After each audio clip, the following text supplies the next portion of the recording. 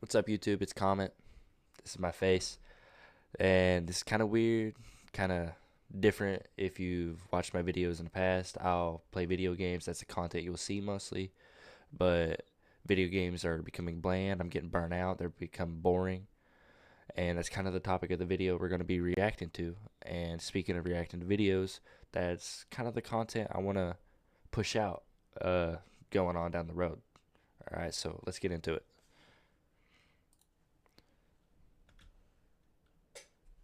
Fortnite used to be the biggest game in the world. Every update felt huge, live events broke records, and it completely dominated gaming culture. But over the last year, things have changed. Player numbers are dropping, hype is fading, and even the creators who built their careers on Fortnite are moving on. So it begs the question, can Fortnite even survive 2026?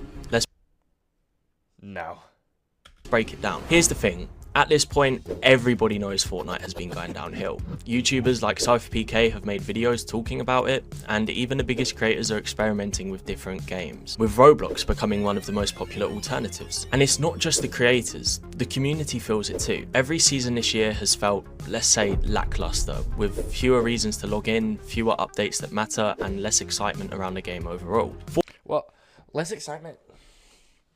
Nothing's exciting about logging in and then purchasing some celebrity's video game lookalike character.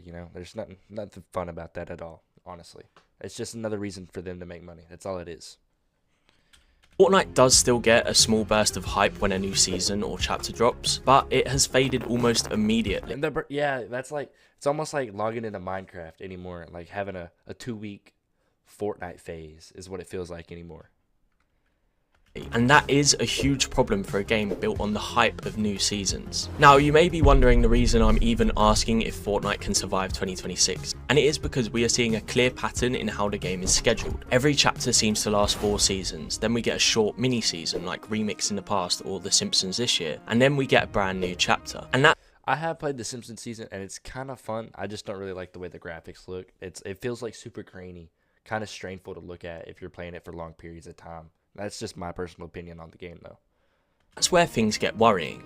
Exactly a year ago today, Fortnite was averaging way more players than it is right now. And this is at the same slow point in the cycle like last year, with FNCS already finished and content feeling stale. Back then, the numbers were holding up a lot better. But in 2025, Fortnite's decline has been way sharper. Player counts have dropped hard, and honestly, without the Simpsons mini-season and the promise of a new chapter, things could be looking even worse for the game. This is why 2026 matters so much. If numbers are falling this badly during the downtime, then when they spike again for a new chapter, Epic has to keep people engaged. Because if the very first season of 2026 launches weak, then players may drop off faster than they did this year. The fall off could be brutal for Fortnite. And if that happens, Fortnite may not even make it through 2026 as a top game. Alright, this goes back on what I said about the celebrity skins. I bought the Eminem skin because I am pretty big old fan of the old Slim Shady, and I thought the skins were cool, actually. So, yeah, it goes back on what I said. I really did like those.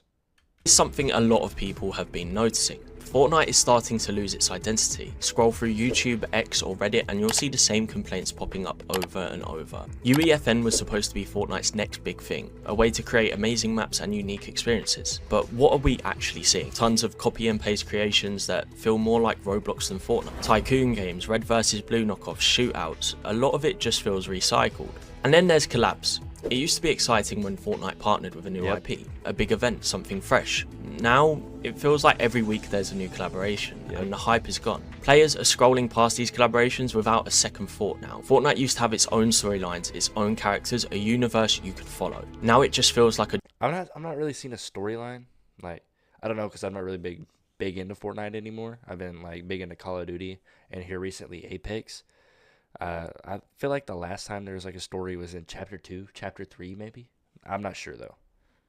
Jumbled mess, a Roblox clone with skins and characters thrown in from every franchise imaginable. The problem is, Fortnite keeps trying to be more than just a battle royale. a metaverse, a platform for creative modes, but most players just want the core game to feel fun and consistent. If Epic keeps leaning into these copy and paste maps and constant collabs instead of focusing on what made Fortnite special, it risks alienating the community. And that makes surviving 2026 even harder, because if the game doesn't feel like Fortnite anymore, people won't stick around. But here's where things get interesting. Even with all these problems, there are still reasons to hope. You may already know Rank 2.0 is confirmed, and if Epic delivers, it could bring back that excitement of grinding Fortnite. Right now, the current ranked mode feels boring and doesn't feel competitive, but a new rank system could bring back that classic arena feeling the game desperately needs. Yeah, dude, it needs arena back, dude. I remember back in chapter 2, I was literally, the first thing I did as soon as I hopped into Fortnite was all I'd hop into was arena. I loved arena. I loved the siphon. I loved the gameplay. It was amazing.